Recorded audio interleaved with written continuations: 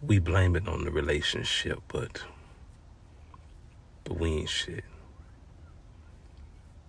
And we ain't had no business trying because we was never going to try the way we needed to. We didn't want each other for real in the first place. I was what you settled for, and the truth is that I needed you. This was not an understanding or divine intervention. At best, it was an arrangement. It was never meant to be more than something that we could possibly fuck around and do forever, as long as we put up with a boatload of bullshit that was going to break each of us down to our lowest possible parts, find ourselves frustrated and unfulfilled for most of whatever this is. We get to call it love and have it looked at as such by everybody looking at us, because that's just what it came with. I'm going to ignore and look past and rationalize my way through it. Find a way to deal, suffer, struggle. What about you? Settle, surrender, sacrifice. Don't forget, be stupid. Wait, that's for me too. Because that's what we do, to forget that we fucked up trying to fuck our way out of some fuck shit in the first place. Now we ain't fucking, and the fucked up thing is that neither of us gives a fuck. So what the fuck can you say? I love you. I miss you.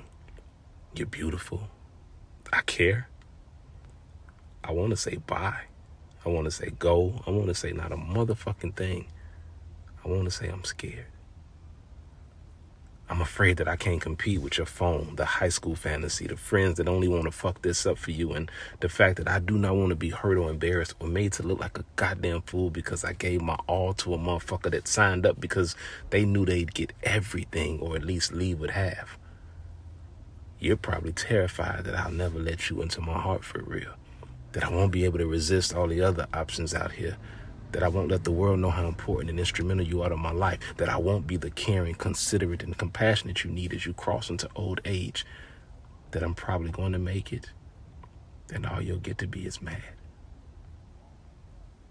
This is a game of pretend and make-believe that we should stop playing, but now we're too far in, and I don't know if we could recognize what part is real and what part ain't if we wanted to.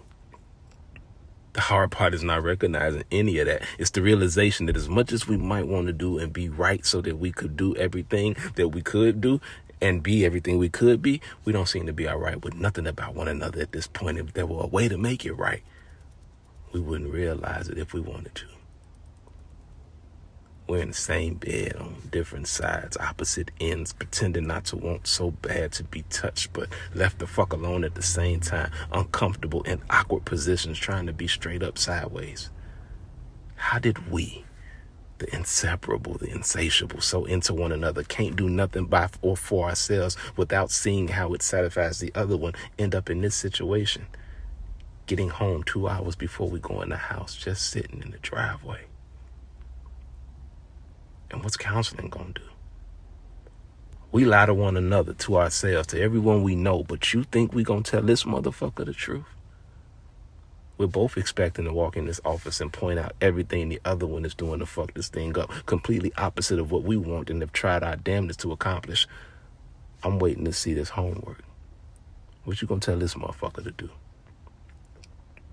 But it don't really matter. Because whatever it is ain't gonna be enough to change shit. Just drag this on for as long as it can be drugged, drowned, divided, or dealt with until one of us decides to quit. But it's you or having to go through this same shit with someone else, and I don't feel like doing that. Plus, we got all this stuff and these damn kids, and we've been together all this time. We might as well decide that this is it.